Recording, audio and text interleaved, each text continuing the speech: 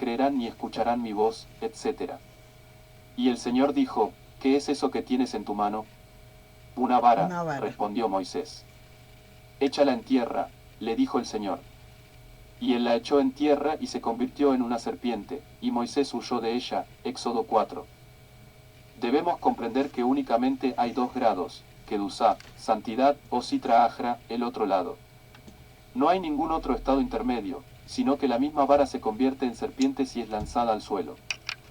Para poder comprender esto debemos proponer las palabras de nuestros sabios, referentes a que él había colocado su Sejiná, divinidad, sobre árboles y rocas. Se les llama árboles y rocas a las cosas de menor importancia, y precisamente de esta manera él depositó su Sejiná.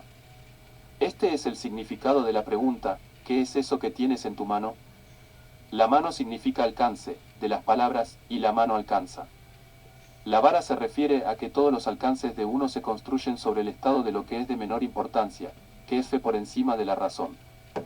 Esto se debe a que la fe se considera como si fuera algo de menor importancia, y como algo inferior. Uno aprecia las cosas que se visten dentro de la razón. Sin embargo, si la mente de uno no lo capta, sino que es opuesto a su razón, uno debe decir que la fe tiene mayor importancia que su razón. Resulta que en ese momento uno rebaja su razón y dice que aquello que comprende dentro de la razón, se opone a la senda del Creador, que la fe es más importante que su mente. Esto se debe a que todos los conceptos contrarios a la senda del Creador no tienen ningún valor. Al contrario, tienen ojos y no ven, tienen oídos y no oyen. Significa que uno anula todo lo que oye y ve, y a esto se le llama ir por encima de la razón. Y entonces, a la persona esto le parece algo inferior y pequeño. No obstante, en relación al Creador, la fe no se considera como algo inferior. Esto es porque quien no tiene otra opción y debe tomar la senda de la fe, considera la fe como algo inferior.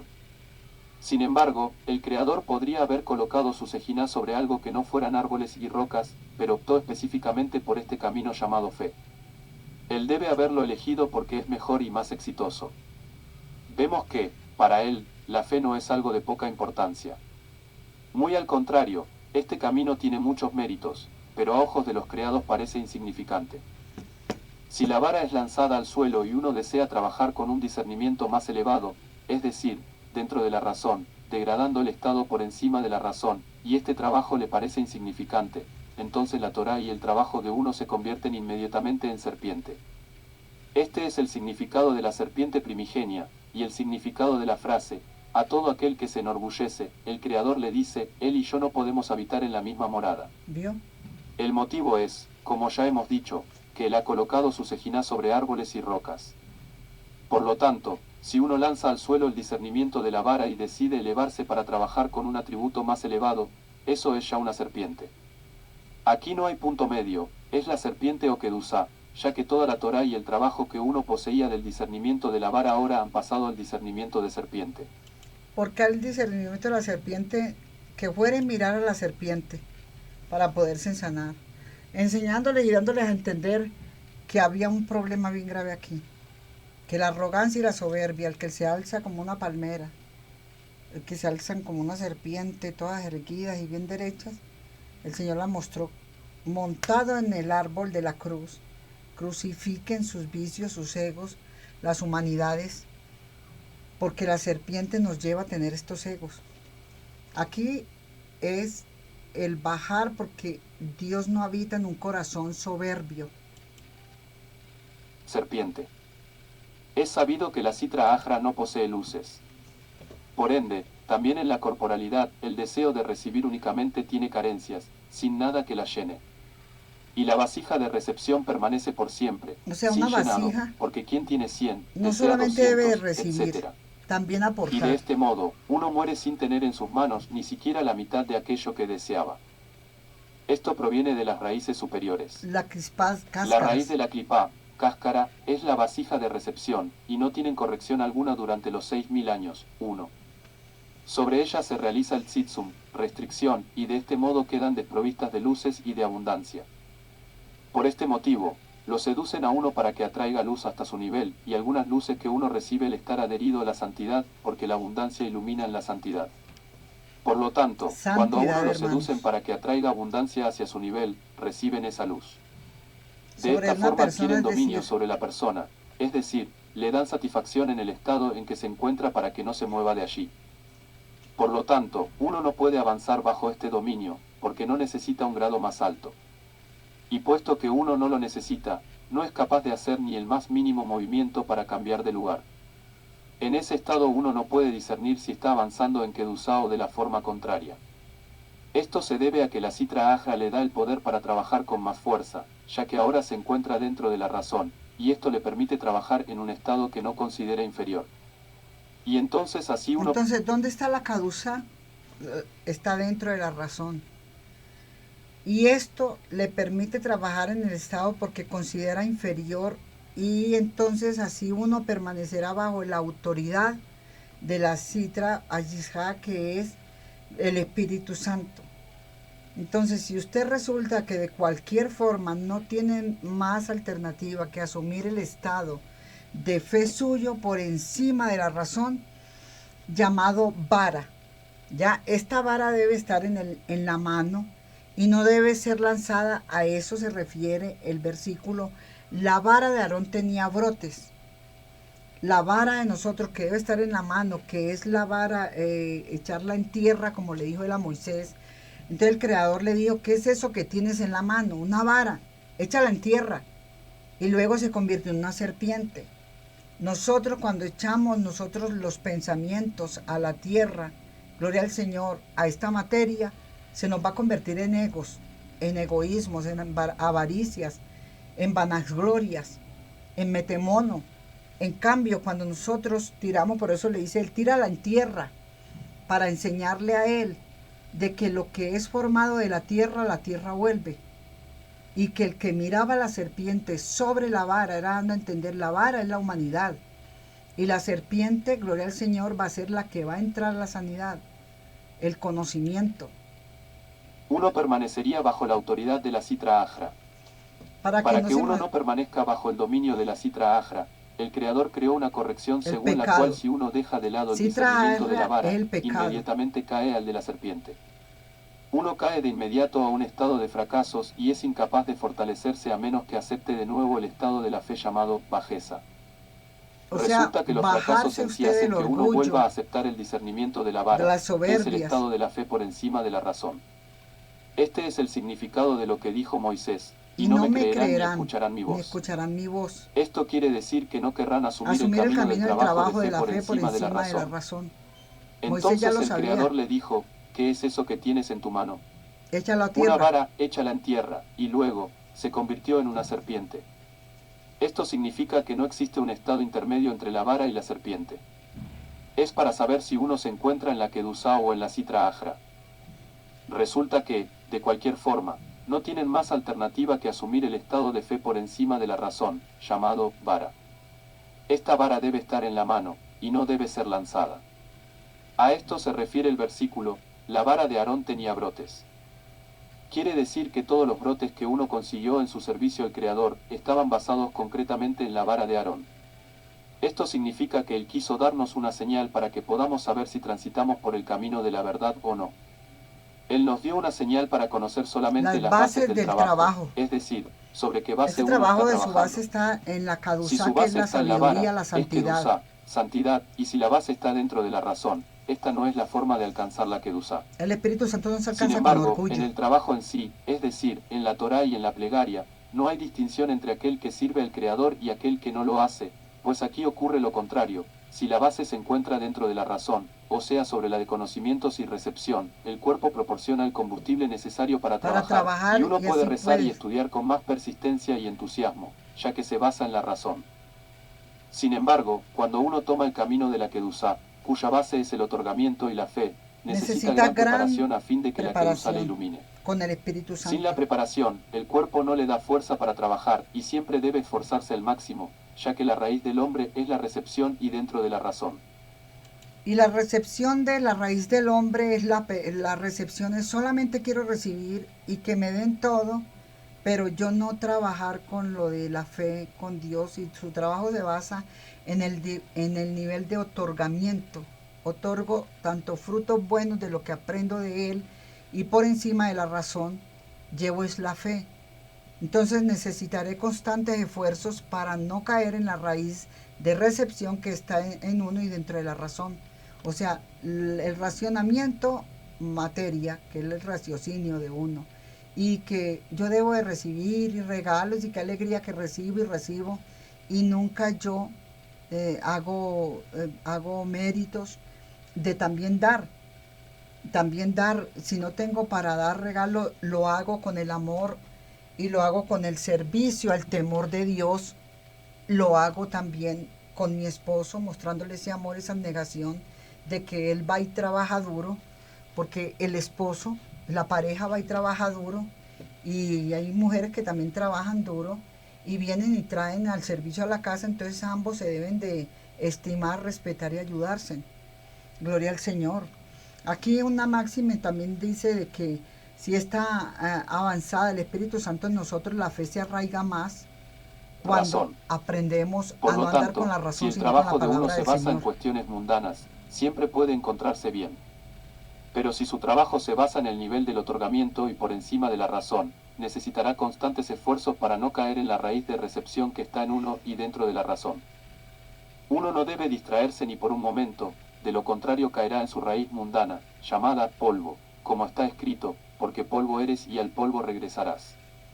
Y esto ocurrió después del pecado del árbol del conocimiento. Uno examina si está avanzando en Kedusá o todo lo contrario, ya que cualquier otro dios es estéril y no da fruto. El sagrado Zohar nos proporciona esa señal, que precisamente sobre la base de la fe, llamada estado de Vara, uno logra la fecundidad y la multiplicación de la Torá.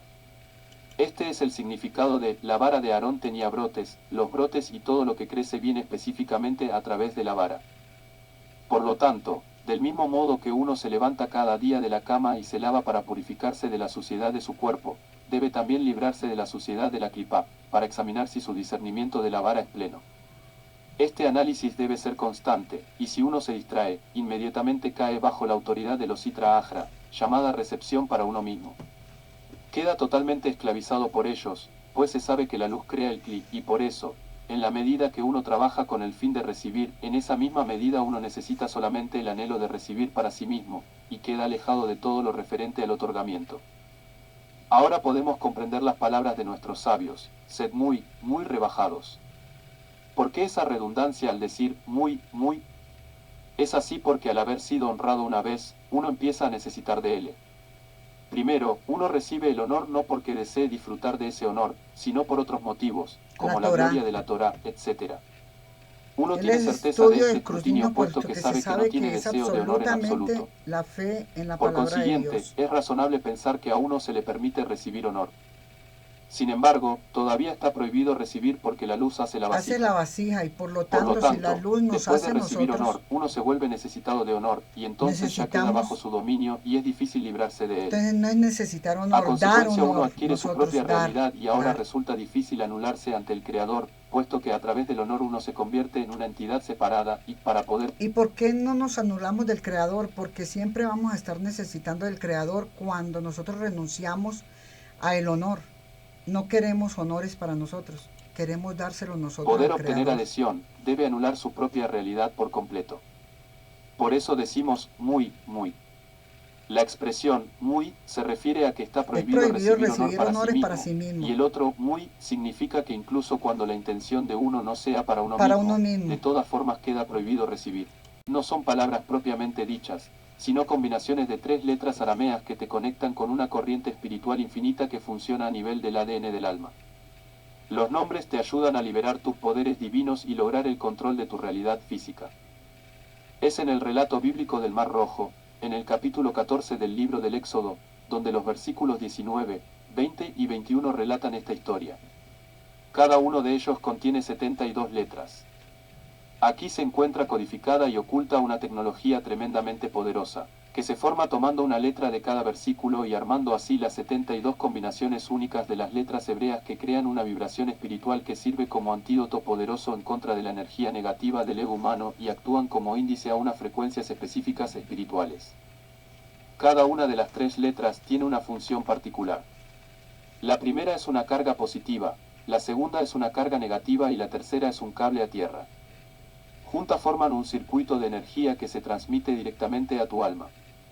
Simplemente mirando las letras, así como cerrando tus ojos y visualizándolas, puedes conectarte con esas frecuencias. Los nombres son una herramienta para ayudar a la humanidad a tener control sobre el caos al controlar nuestra naturaleza física. El único obstáculo es nuestro ego.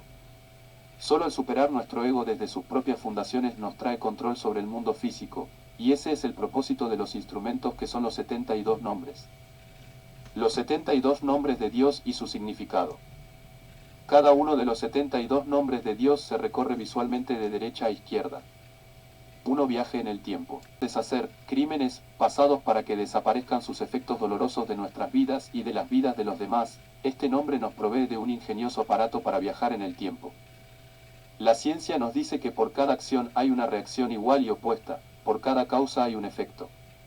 Pero en el mundo físico siempre hay un intervalo de tiempo entre la acción y su resultado.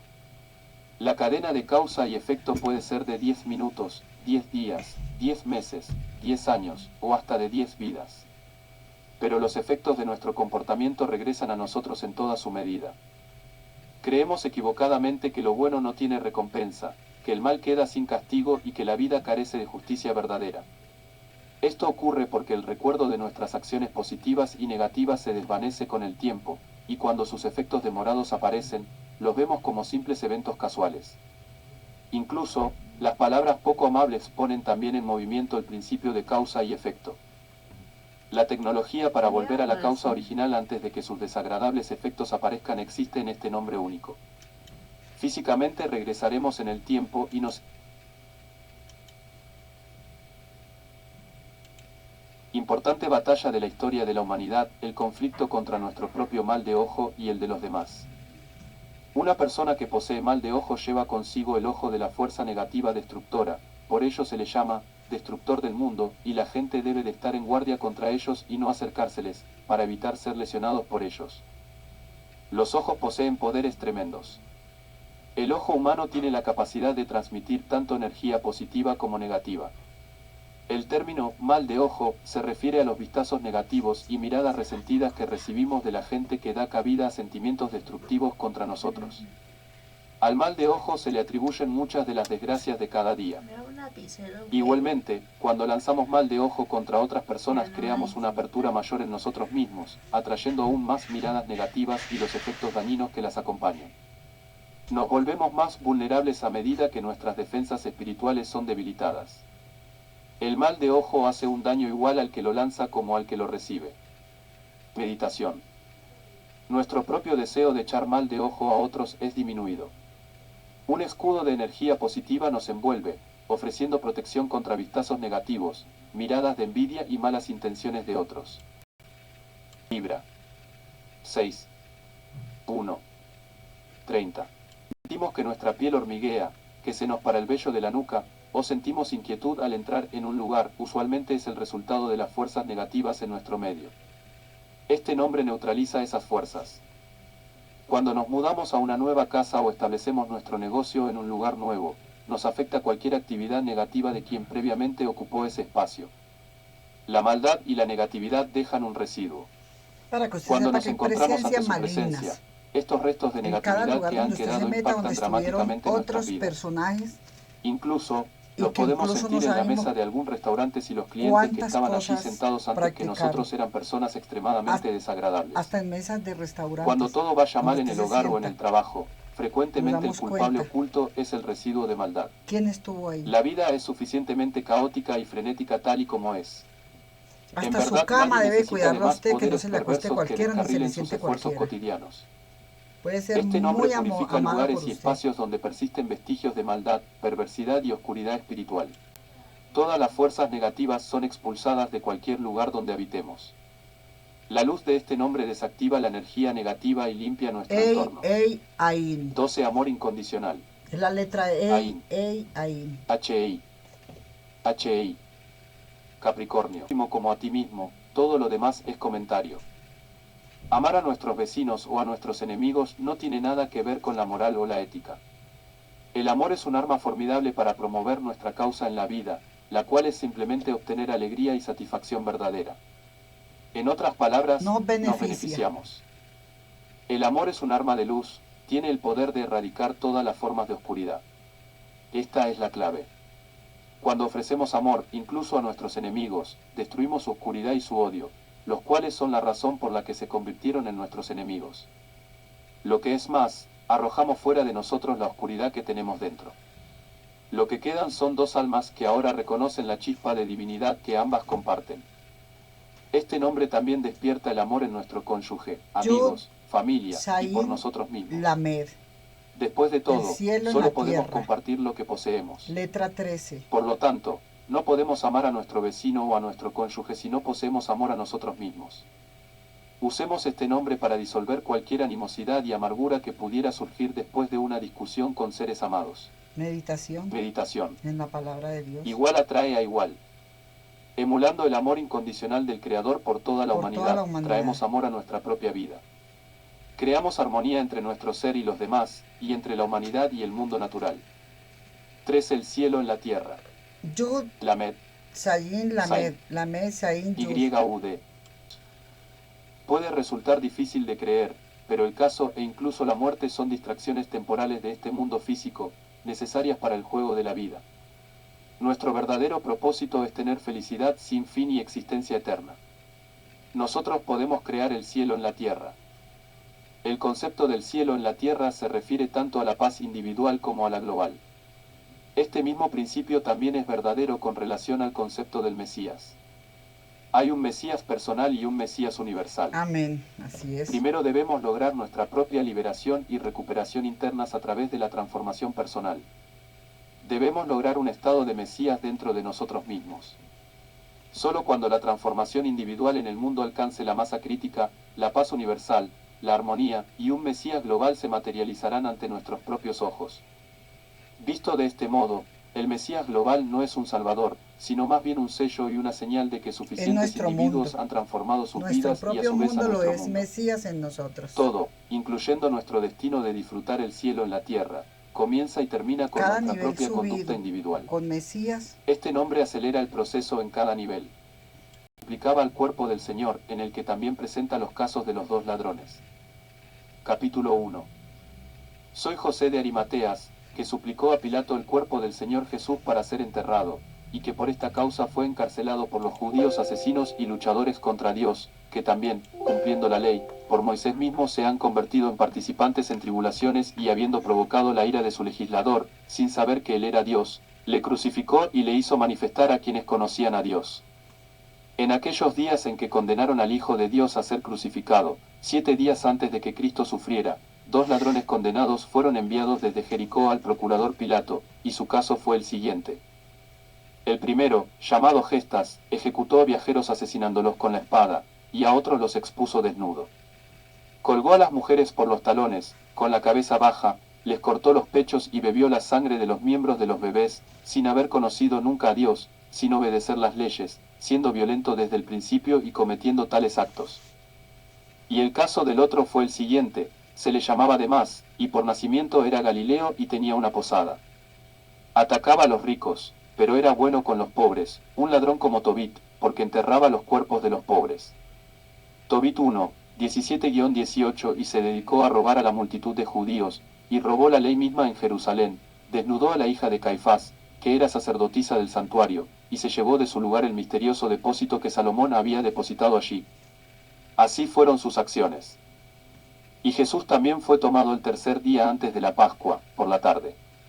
Y para Caifás y la multitud de judíos no fue una Pascua, sino un gran duelo para ellos, por el saqueo del santuario por el ladrón. Y llamaron a Judas Iscariote y le hablaron, pues era hijo del hermano de Caifás el sacerdote. No fue discípulo ante la faz de Jesús, pero toda la multitud de judíos le apoyó astutamente, para que siguiera a Jesús, no para que obedeciera a los milagros hechos por él, ni para que pudiera confesarle, sino para que pudiera traicionarle ante ellos, deseando captar alguna palabra mentirosa sobre él, dándole regalos para tales valientes, conducta honesta por medio sequel de oro cada día. Y lo hizo durante 2 años con Jesús, según dice uno de sus discípulos llamado Juan. Y al tercer día, antes de que Jesús fuera detenido, Judas dice a los judíos, venid a celebrar un concilio, porque quizá no fue el ladrón quien robó la ley, sino Jesús mismo, y le acusó. Y cuando se pronunciaron estas palabras, Nicodemo, que guardaba las llaves del santuario, entró y dijo a todos, no hagáis tal acto. Porque Nicodemo era cierto, más que toda la multitud de judíos. Y la hija de Caifás, llamada Sara, clamó y dijo, él mismo dijo ante todos contra este lugar sagrado, puedo destruir este templo y en 3 días levantarlo. Los judíos le dicen, tienes crédito para todos nosotros. Porque la consideraban una profetisa. Y, sin duda, después de celebrarse el concilio, Jesús fue retenido. Capítulo 2. Y al día siguiente, el 4.º día de la semana, le llevaron a la 9ª hora al salón de Caifás. Y Anás y Caifás le dicen, dinos, ¿por qué has robado nuestra ley y renunciado a las ordenanzas de Moisés y de los profetas? Y Jesús no respondió nada. Y otra vez, con la multitud también presente, le dicen, el santuario que Salomón construyó en 46 años, ¿por qué quieres destruirlo en un solo instante? Y a estas cosas Jesús no respondió nada, porque el santuario de la sinagoga había sido saqueado por el ladrón. Y al terminar la noche del 4.º día, toda la multitud buscó quemar a la hija de Caifás, debido a la pérdida de la ley, porque no sabían cómo debían celebrar la Pascua. Y les dijo, esperad, hijos míos, y destruyamos a este Jesús, y la ley será encontrada, y la santa fiesta se cumplirá plenamente. Y en secreto Anás y Caifás dieron una considerable cantidad de dinero a Judas Iscariote, diciendo, decid como nos dijiste antes, sé que la ley ha sido robada por Jesús, que la acusación se vuelva contra él, y no contra esta doncella, que está libre de culpa. Y Judas, habiendo recibido este mandato, les dijo, que no sepa toda la multitud que me habéis instruido para hacer esto contra Jesús, pero libera a Jesús, y persuado a la multitud de que así es. Y astutamente liberaron a Jesús. Y Judas, entrando en el santuario al amanecer del 5.º día, dice a todo el pueblo, que me daréis, y os entregaré al derrocador de la ley y al saqueador de los profetas. Los judíos le dicen, si nos lo entregas, nosotros te daremos 30 piezas de oro. Y la gente no sabía que Judas hablaba de Jesús, porque muchos confesaron que era el Hijo de Dios. Y Judas recibió las 30 piezas de oro. Y al salir a la 4.ª hora, y a la 5.ª, encuentra a Jesús caminando por la calle. Y al caer la tarde, Judas dice a los judíos, ayudadme soldados con espadas y bastones, y os lo entregaré. Por ello, le asignaron oficiales con el propósito de capturarle. Y mientras avanzaban, Judas les dice, agarrad al hombre al que besaré, porque ha robado la ley y a los profetas. Castillo de San Felipe. Por ello, al acercarse a Jesús, le besó diciendo, salve, Rabí. Era la noche del 5.º día. Y habiendo poseído a él, lo entregaron a Caifás y a los sumos sacerdotes, y Judas dijo, este es quien robó la ley y los profetas. Y los judíos le dieron a Jesús un juicio injusto, diciendo, ¿por qué has hecho estas cosas? Y no respondió nada. Y Nicodemo y yo, José, viendo el asiento de las plagas, nos mantuvimos alejados de ellos, sin querer perecer junto con el consejo de los impíos. Capítulo 3. Por ello, habiendo hecho muchas y terribles cosas contra Jesús esa noche, lo entregaron a Pilato el procurador al amanecer de la preparación, para que le crucificara, y para este propósito todos se unieron. Tras un juicio, por tanto, Pilato el procurador ordenó que le clavaran en la cruz, junto con los 2 ladrones. Y quedaron clavados junto con Jesús, gestas a la izquierda y demás a la derecha. Y el que estaba a la izquierda empezó a clamar, diciéndole a Jesús, mira cuántas malas obras he hecho en la tierra, y si hubiera sabido que eras el rey, también te habría cortado. Hay poder en la sangre de ¿Y por qué Cristo? te llamas hijo de Dios y no puedes ayudarte en la necesidad? ¿Cómo puedes permitírtelo a otro que reza pidiendo ayuda? Si eres el Cristo, baja de la cruz para que yo crea en ti. Pero ahora te veo pereciendo conmigo, no como un hombre, sino como una bestia ¿Dónde está salvaje. el teléfono para llamar a la Y vigilancia? muchas otras cosas empezó a decir contra Jesús, sangre de Cristo blasfemando tiene y poder. rechinando los dientes contra él. Padre, Porque el ladrón fue capturado vivo en la trampa del diablo. 2 Timoteo 2 y 26. Pero el ladrón de la mano derecha, llamado Demas, viendo la gracia divina de Jesús, clamó así, te conozco, Jesucristo, que eres el Hijo de Dios. Te veo, Cristo, adorado por infinidad de ángeles. Perdonadme mis pecados que he cometido. No hagas que las estrellas en mi prueba se me enfrenten, ni la luna, cuando juzgarás a todo el mundo, porque en la noche he cumplido mis propósitos malvados. No instes al sol, que ahora está oscurecido por tu culpa, a contar los males de mi corazón, porque no puedo darte ningún regalo para la remisión de mis pecados. La muerte ya se acerca sobre mí por mis pecados, pero tuyo es la propiciación. Líbrame, Señor de todos, de tu temible juicio. No entregues al enemigo el poder de engullirme, y de convertirte en heredero de mi alma, como de la de quien cuelga a la izquierda, porque veo como el diablo toma alegremente su alma, y su cuerpo desaparece. Ni siquiera me ordenes que me vaya a la parte de los judíos, pues veo a Moisés y a los patriarcas en gran llanto, y al diablo regocijándose por ellos. Antes de que, oh Señor, mi espíritu se vaya, ordena que mis pecados sean lavados y recuerda que yo es el pecador de tu reino, cuando sobre el gran y altísimo trono juzgarás a las 12 tribus de Israel. Mateo 7:28 Porque has preparado un gran castigo para tu mundo por tu culpa. Y habiendo dicho esto el ladrón, Jesús le dice, amén, amén, te digo, de más, que hoy estarás conmigo en el paraíso. Lucas 11:43 Y los hijos del reino, los hijos de Abraham, Isaac, Jacob y Moisés, serán expulsados a la oscuridad exterior, habrá llanto y rechinar de dientes. Mateo 8:11-12 Y solo tú habitarás en el paraíso hasta mi segunda aparición, cuando juzgaré a quienes no confiesen mi nombre. Y le dijo al ladrón, id y contad a los querubines y a los poderes que giran la espada llameante, que guardan el paraíso desde que Adán, el primero creado, estuvo en el paraíso, y pecó, y no guardó mis mandamientos, y yo lo expulsé de allí. Y ninguno de los primeros verá el paraíso hasta que yo venga por segunda vez a juzgar vivos y muertos. Y así escribió Jesucristo el Hijo de Dios, que has bajado de las alturas de los cielos, que has salido del seno del Padre invisible sin separarse de él, y que has bajado al mundo para hacerse carne y ser clavado en una cruz, para que pueda salvar a Adán, a quien formé, a mis poderes arcángeles, los guardianes del paraíso, a los oficiales de mi Padre.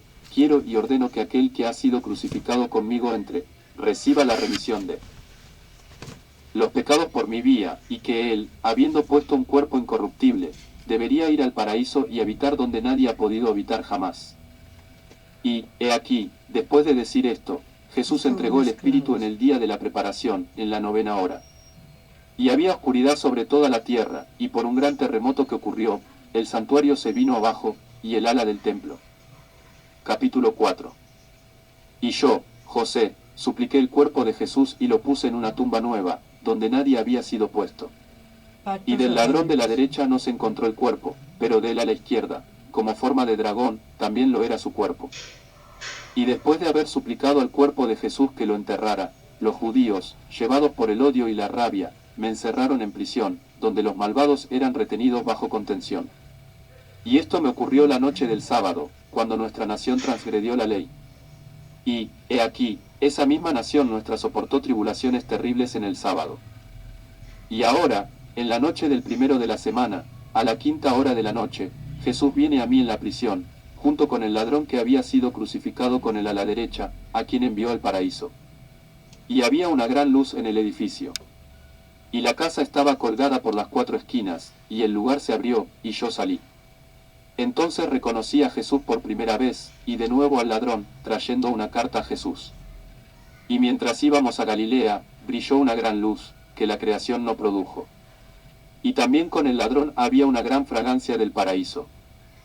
Y Jesús, habiéndose sentado en un lugar determinado, leyó así, nosotros, los querubines y los de 6 alas, que hemos sido ordenados por tu divinidad vigilar el jardín del paraíso, hacemos la siguiente declaración a través del ladrón que fue crucificado junto a ti, por tu disposición, cuando vimos la huella de las uñas del ladrón crucificado contigo, y la luz resplandeciente de la carta de vuestra divinidad, el fuego se extinguió en verdad, incapaz de soportar el esplendor de la impresión, y nos agachamos, con mucho miedo. Porque oímos que el Hacedor del cielo y de la tierra, y de toda la creación, había descendido de lo alto para habitar en las partes bajas de la tierra, por causa de Adán, el primero, creado. Y cuando vimos la cruz inmaculada brillando como un rayo del ladrón, reluciendo con 7 veces la luz del sol, temblando sobre nosotros, sentimos un violento temblor del mundo de abajo, y con voz alta, los ministros del Hades dijeron, junto con nosotros, Santo, Santo, Santo. Un olor a Es el que al marihuana aquí principio arriba, estaba en los más altos. Y los poderes alzaron un Sangre grito, de Cristo oh Señor, tiene poder. te has manifestado en el cielo y en la tierra, trayendo Alegría al mundo, y, un don mayor que este, has liberado tu propia imagen de la muerte por el propósito invisible de los siglos. Capítulo 5. Y yo, José, supliqué el cuerpo de Jesús y lo puse en una tumba nueva, donde nadie había sido puesto. Y del ladrón de la derecha no se encontró el cuerpo, pero de él a la izquierda, como forma de dragón, también lo era su cuerpo. Y después de haber suplicado al cuerpo de Jesús que lo enterrara, los judíos, llevados por el odio y la rabia, me encerraron en prisión, donde los malvados eran retenidos bajo contención. Y esto me ocurrió la noche del sábado, cuando nuestra nación transgredió la ley. Y, he aquí, esa misma nación nuestra soportó tribulaciones terribles en el sábado. Y ahora, en la noche del primero de la semana, a la 5ª hora de la noche, Jesús viene a mí en la prisión, junto con el ladrón que había sido crucificado con él a la derecha, a quien envió al paraíso. Y había una gran luz en el edificio. Y la casa estaba colgada por las 4 esquinas, y el lugar se abrió, y yo salí. Entonces reconocí a Jesús por primera vez, y de nuevo al ladrón, trayendo una carta a Jesús. Y mientras íbamos a Galilea, brilló una gran luz, que la creación no produjo. Y también con el ladrón había una gran fragancia del paraíso. Y Jesús, habiéndose sentado en un lugar determinado, leyó así: nosotros, los querubines y los de 6 alas, que hemos sido ordenados por tu divinidad vigilar el jardín del paraíso, hacemos la siguiente declaración a través del ladrón que fue crucificado junto a ti, por tu disposición, cuando vimos la huella de las uñas del ladrón crucificado contigo, y la luz resplandeciente de la carta de vuestra divinidad, el fuego se extinguió en verdad, incapaz de soportar el esplendor de la impresión, y nos agachamos, con mucho miedo. Porque oímos que el Hacedor del cielo y de la tierra, y de toda la creación, había descendido de lo alto para habitar en las partes bajas de la tierra, por causa de Adán, el primero, creado. Y cuando vimos la cruz inmaculada brillando como un rayo del ladrón, reluciendo con 7 veces la luz del sol, temblando sobre nosotros, sentimos un violento temblor del mundo de abajo, y con voz alta, los ministros del Hades dijeron, junto con nosotros: Santo, Santo, Santo es el que al principio estaba en los más altos. Y los poderes alzaron un grito: oh Señor, te has manifestado en el cielo y en la tierra, trayendo alegría al mundo, y, un don mayor que este, has liberado tu propia imagen de la muerte por el propósito invisible de los siglos. Capítulo 5. Después de haber presenciado estas cosas, mientras entraba en Galilea con Jesús y el ladrón, Jesús fue transfigurado, y no era como antes de ser crucificado, sino que era completamente ligero, y los ángeles siempre le ministraban, y Jesús hablaba con ellos. Y me quedé con él 3 días. Y ninguno de sus discípulos estaba con él, salvo el ladrón solo. Y en medio de la fiesta de pan hace cielo, llega su discípulo Juan, y ya no contemplamos al ladrón lo que había ocurrido. Y Juan preguntó a Jesús: ¿quién es este, que no me has hecho para que él me vea? Pero Jesús no le respondió nada. Y cayendo ante él, dijo: Señor, sé que me has amado desde el principio, ¿y por qué no me revelas a ese hombre? Jesús le dice: porque buscas lo que está oculto. ¿Sigues sin entenderlo? ¿No percibís la fragancia del paraíso llenando el lugar? ¿No sabes quién es? El ladrón en la cruz se ha convertido en heredero del paraíso. Amén, amén, os digo que le pertenecerá solo a él hasta que llegue el gran día. Y Juan dijo: hazme digno de verlo. Y mientras John aún hablaba, el ladrón apareció de repente, y Juan, asombrado, cayó a la tierra. Y el ladrón no estaba en su primera forma, como antes de que llegara John, pero era como un rey de gran poder, con la cruz sobre él. Y se envió la voz de una gran multitud: habéis venido al lugar preparado para vosotros en el paraíso. Hemos sido ordenados por aquel que os ha enviado para serviros hasta el gran día. Y tras esa voz, tanto el ladrón como yo, José, desaparecimos, y me encontraron en mi propia casa, y ya no veía a Jesús. Y yo, habiendo visto estas cosas, las he escrito para que todos crean en Jesucristo nuestro Señor crucificado, y ya no obedezcan la ley de Moisés, sino que creamos en las señales y maravillas que han ocurrido a través de él, y para que nosotros que hemos creído podamos heredar la vida eterna, y que se encuentren en el reino de los cielos. Porque a él le corresponden gloria, fuerza, alabanza y majestuosidad por siglos siglos. Amén. Acerca de esta página. Fuente.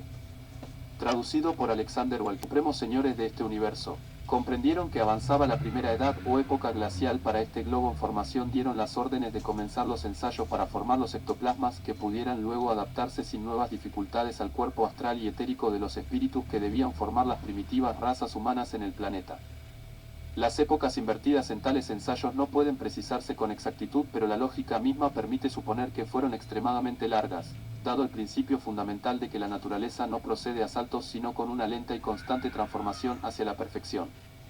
A miles los yoms o espíritus obreros de la forma en los campos del infinito realizaron ensayos, tomando elementos constitutivos de las especies animales que por entonces habitaban este planeta. Los hipopótamos, mamut, jirafas, cebras, monos gigantes, ciervos, rangíferos y jabalíes de la segunda época glacial, le sirvieron para formar con parte de su materia orgánica los primeros ectoplasmas que habían de adaptar a los cuerpos astrales que albergarían a los espíritus de la primitiva humanidad terrestre. Dichos espíritus fueron escogidos entre los retardados de otros globos que habían dado ya un paso más en la carrera infinita del progreso eterno. Este es un libro primero que escribió Tal es la Moisés. causa de la enorme diferencia que aún hoy día puede notarse entre una y El otra de las volumen varias 1, razas de la tomo especie 1, humana. páginas Los seres humanos que se 414 adaptaron al de ectoplasma Moisés. formado de la materia orgánica de la especie animal que denominaremos jabalí, debía diferir naturalmente de la adaptada a la materia orgánica de los ciervos, de los monos o de cualquiera de las otras especies utilizadas como materia prima. Lo cual no fue jamás un obstáculo para que la especie animal originaria siguiera existiendo en sus aspectos propios. De la misma manera que muchas especies vegetales continúan viviendo y fructificando de acuerdo a su primera conformación, aun cuando el horticultor haya utilizado tallos y raíces para injertar en ese tronco otra especie vegetal con flores y frutas diferentes. Estas diferencias de aspectos exteriores de una raza a otras hubieran desaparecido al correr de los milenios y de los siglos, si la ignorancia y egoísmo humano no hubiera luchado con la feroz insistencia que lo ha hecho para evitar el cruzamiento de las razas humanas.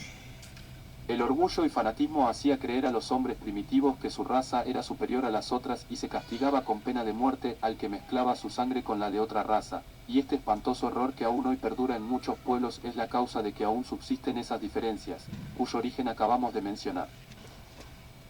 Para tales diferencias es necesario asimismo tener en cuenta los ambientes, los climas, las circunstancias especiales en que cada raza se desarrolla y se desenvuelve. Hecho este preliminar, pasemos a explicar lo que es el hombre encarnado en el planeta Tierra. En la infinita escala de los seres orgánicos que viven en el planeta, el hombre es lo más perfecto a que ha llegado la naturaleza en sus constantes y magníficas creaciones. Por todas sus condiciones está colocado inmediatamente más arriba de todos los seres vivientes en el plano físico y más abajo de los espíritus denominados legiones del reino, o ángeles guardianes por su inmediata actuación entre el plano físico y el plano espiritual. Con un pie en el umbral del templo angélico, con el otro en la pradera en que pastorean las bestias, el hombre es un cántaro de barro dentro del cual existe compleja mezcolanza, una infinidad de bellezas con una infinidad de malezas. El hombre, pues, fue así conformado por la eterna ley, materia densa o cuerpo físico, cuerpo mental o intermediario, principio espiritual o ego, que es el yo propiamente dicho. Moisés volumen y tomo primero par. 414 a 416. Regresar.